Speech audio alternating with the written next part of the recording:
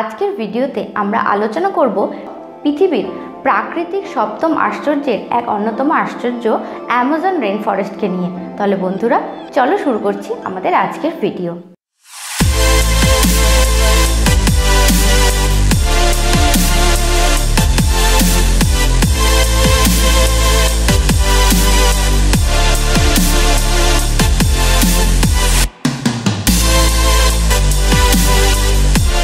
জীবজগতের বেঁচে থাকার জন্য যেটা সবচেয়ে বেশি প্রয়োজনীয় জিনিস সেটা হচ্ছে অক্সিজেন। আর এই অক্সিজেনের 20% অক্সিজেনের যোগান দেয় এই অ্যামাজন অরণ্য।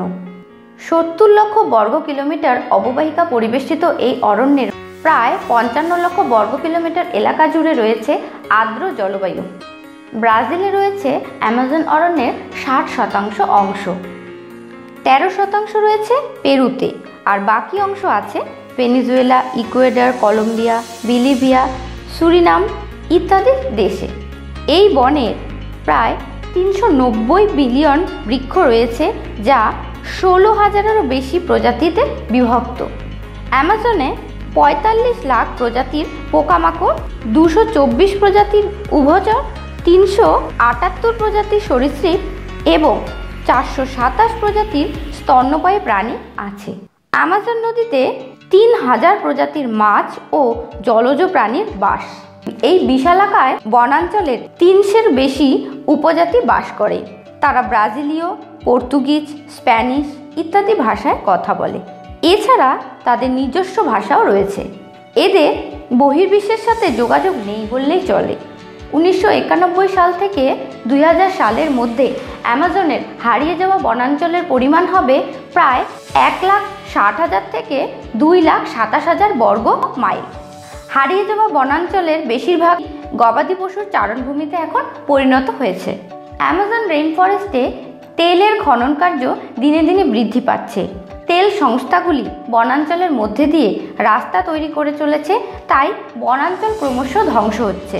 2019 সালে ব্রাজিলে মোট 72,843টি অগ্নিকাণ্ড হয়, যার বেশিরভাগই ঘটেছে এই অ্যামাজন অঞ্চলে।